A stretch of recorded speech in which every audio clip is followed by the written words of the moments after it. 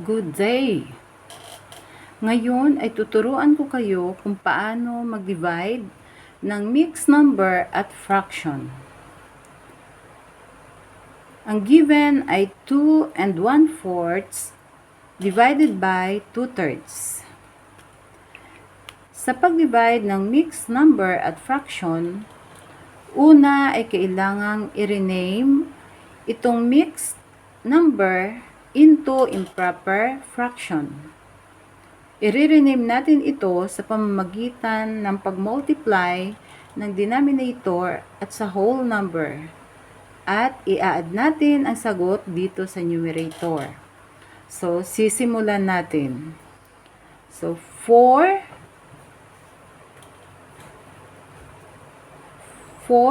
times 2 equals 8. 8 plus 1 equals 9. So, dito natin isusulat ang ating sagot na 9 sa baba. At kopyahin ang denominator na 4. Ibaba ang ating division sign. At kukopyahin din o ibaba ang 2/3. Next, bring down 9/4.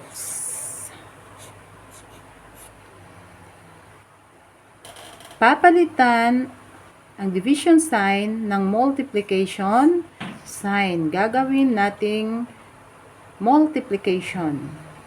Then, hahanapin ang reciprocal ng 2/3 or ang kabaligtaran ng 2/3.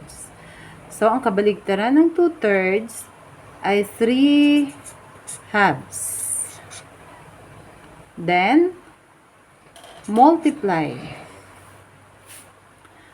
9 times 3 equals 27. 4 times 2 equals 8. Ang ating sagot ay 27/8. So, dahil ang ating sagot ay nasa improper fraction, kailangan natin itong i-simplify o i-lowest term. So, isi-simplify natin ngayon ang ating sagot na 27/8 by dividing. 27 divided by 8. 27 divided by 8 equals 3. 3 times 8 equals 24. Subtract. 27 minus 24 equals 3. So, ang sagot ay or 3 and 3/8. Ito ang sagot na 3, remainder na 3, at kinopya natin ang denominator. So, ang final answer is 3 and 3/8. So, yan ang ating sagot. Next. Next example, 3/4 divided by 3 and 1/2. So first, bring down 3/4.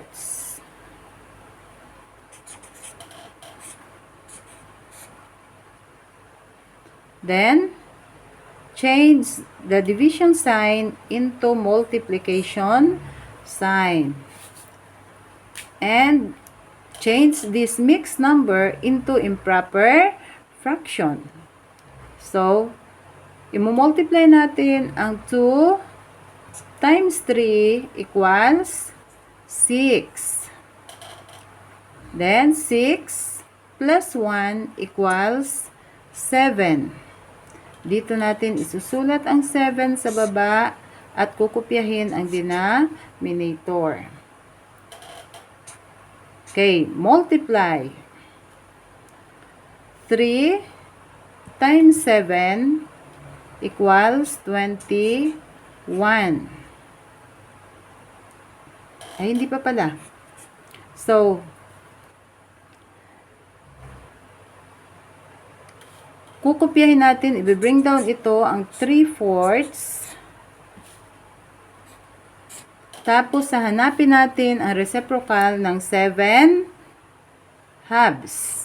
So, ang reciprocal ng 7 halves ay, o ang kabaligtaran ay 2/7. Then, multiply. 3 times 2 equals 6. 4 times 7 equals 28. So, ang sagot ay 628. So, pwede pang i-lowest term ang ating sagot na 628. So, ang gagawin natin, maghanap tayo ng GCF ng 628 using the continuous division.